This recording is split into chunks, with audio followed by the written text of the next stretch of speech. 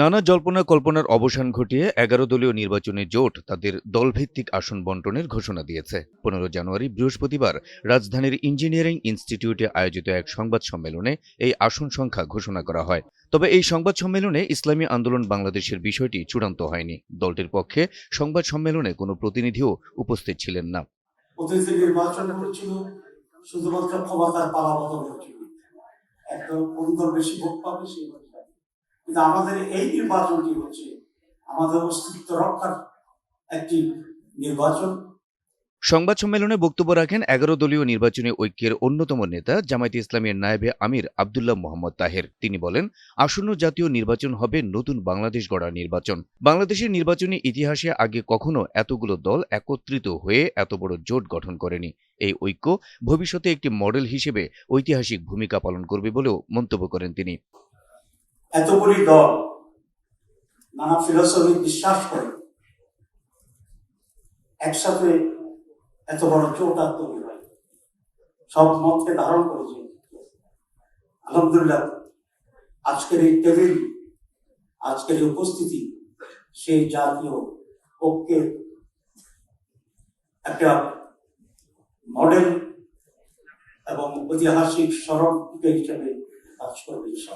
ঘোষণা অনুযায়ী ত্রয়োদশ জাতীয় সংসদ নির্বাচনে ১১ দলীয় জোটের পক্ষ থেকে বাংলাদেশ জামায়াতে ইসলামী ১৭৯টি আসনে প্রার্থী দেবে। জুলাই গণঅভ্যুত্থান থেকে জন্ম নেওয়া জাতীয় নাগরিক পার্টি এনসিপি প্রার্থী দেবে ৩০টি আসনে। বাংলাদেশ খেলাফত মজলিস পাবে ২০টি আসন।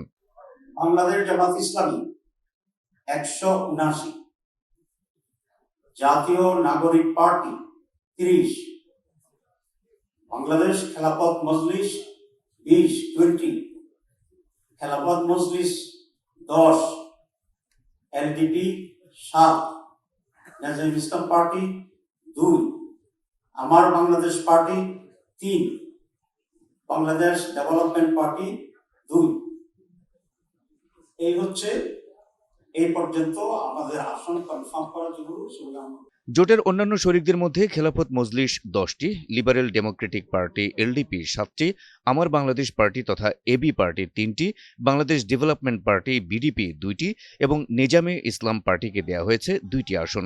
আজকের সংবাদ সম্মেলনে সব মিলিয়ে 253 আসন জোটের শরিকদের মধ্যে বণ্টন করা হয়।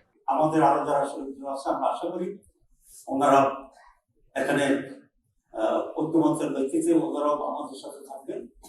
তখন আমরা ওনাদের আসনগুলো যেগুলো বাকি আছে সেসব বিষয়ে আপনাদেরকে অবগত করব ইনশাআল্লাহ। তবে এই জোটে বাংলাদেশ খেলাফত আন্দোলন ও জাতীয় গণতান্ত্রিক পার্টি জাগপা তাদের জন্য কতটি আসন বরাদ্দ দেওয়া হয়েছে সে বিষয়ে বিস্তারিত জানাননি ডক্টর তাহের। তাছাড়া জোটের বহুল আলোচিত শরিক ইসলামী আন্দোলন বাংলাদেশের জন্য 50টি আসন সংরক্ষণ করে রাখা হয়েছে বলে জানানো হলেও দলটি জোটে থাকবে কিনা সে বিষয়টি এখনো স্পষ্ট নয়।